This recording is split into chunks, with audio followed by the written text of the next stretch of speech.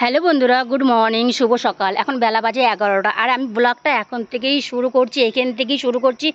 তো তোমরা ভিডিওটা স্কিপ করো না, দেখতে থাকো। আর দেখো বন্ধুরা, কত জামা কাপড় ধুয়েছি তোমাদের সাথেও আজকে শেয়ার করলাম। আজকে 10 দিন পর রোদ্রু উঠেছে আর আমাদের জোজোবাবু এখানে বসে আছে। তো সবটাই তোমাদের সাথে শেয়ার করব। তো তোমরা ভিডিওটা স্কিপ না করে দেখতে থাকো আর আমার সঙ্গে থাকো। আর আমাদের জোজোকে দেখাচ্ছি তোমাদেরকে। 10 দিন পর বন্ধুরা জোজো বাইরে বের হয়েছে। আর 10 দিন ধরে এত বৃষ্টি কি বলবো তোমাদেরকে। আর ওই দাদা বাজার নিয়ে আসে আর জোজো পিছে পিছে চলে আসছে। দেখো বাবু আয়, শোনা, কিচ্ছু আনে নাই, ওই যে পাপা মাংস আনছে, আয়। তারপর দেখো বন্ধুরা, এই দিকটাও দেখো কত জামা কাপড় ধুয়েছি। আমার তো পুরো প্রচণ্ড কোমরের ব্যথা শুরু হয়ে গেছে। আর দেখো গাছে কি সুন্দর আম ধরেছে, সব আম পড়ে গেছে নিচে। আর ওই যে পাশে ওই যে দেখো দেওয়াল দিয়ে আসে, চুরি করে নিয়ে চলে যায়। আর দেখো কত গাছে আম ধরেছে আর কত কাঁঠাল ধরেছে, দেখেছো? তোমরা কে কে খাবা চলে আসো। চলো বন্ধুরা, এখন আমি আমার মেয়ের জন্য রান্না করব। তো কি রান্না করব সেটা তোমরা দেখতে থাকো। বন্ধুরা, জোজোর এত গরম লেগেছে, খাটের তলে শুয়ে আছে। ওকে বলছি চল বাইরে চাই, স্নান করাবো। দেখো আসেই না।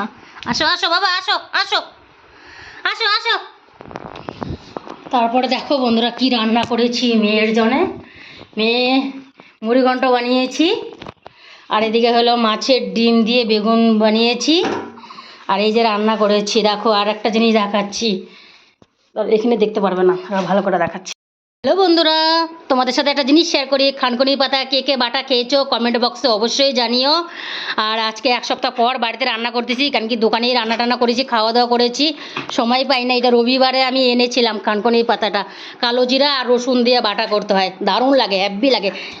বাবা কেন এরকম করছো, চলো বাইরে চলো বাবা।